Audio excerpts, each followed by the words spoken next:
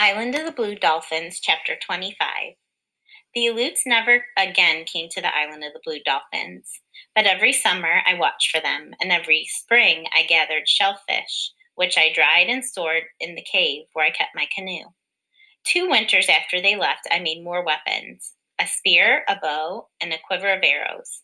These I also stored in the place beneath the headland, so if the hunters returned, I would be ready to go to another part of the island, to move from cave to cave, living in my canoe if necessary.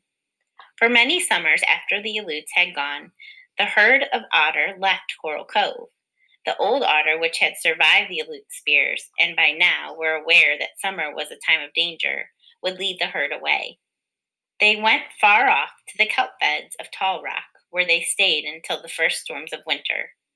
Often Rontu and I would go out to the rock and live there for several days catching fish for Wanani and the others I had come to know. One summer, the otter did not leave, the summer that Rontu died, and I knew then that none of the otter who remembered the hunters were left. Nor did I think of them often, nor of the white men who had said they would come back, but did not come. Until that summer, I had kept count of all the moons since the time my brother and I were alone upon the island. For each one that came and went, I put a mark on a pole beside the door of my house. There were many marks, from the roof to the floor, but after that summer I did not cut them any more. The passing of the moons now had come to mean little, and I only made marks to count the 4 seasons of the year. The last year I did not count those.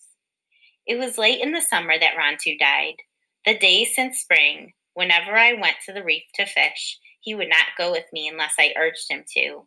He liked to lie in the sun in front of the house, and I let him, but I did not go so often as in the past. I remember the night that Rontu stood at the fence and barked for me to let him out. Usually he did this when the moon was big, and he came back in the morning, but that night there was no moon, and he did not return. I waited all that day for him until almost dusk, and then I went out to look for him. I saw his tracks and followed them over the dunes and a hill to the lair where he had once lived. There I found him, lying in the back of the cave alone. At first I thought that he had been hurt, yet there were no wounds on him. He touched my hand with his tongue, but only once, and then he was quiet and scarcely breathed. Since night had fallen and it was too dark for me to carry Rontu back, I stayed there. I sat beside him through the night and talked to him. At dawn, I took him in my arms and left the cave. He was very light, as if something about him had already gone. The sun was up as I went along the cliff. Gulls were crying in the sky. He raised his ears at the sound, and I put him down, thinking that he wished to bark at them, as he always did. He raised his head and followed them with his eyes, but he did not make a sound. Rontu, I said, you have always liked to bark at the seagulls. Whole mornings and afternoons you have barked at them. Bark at them now for me. But he did not look at them again. Slowly he walked to where I was standing and fell at my feet.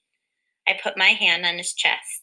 I could feel his heart beating, but it beat only twice, very slowly, loud and hollow like the waves on the beach, and then no more.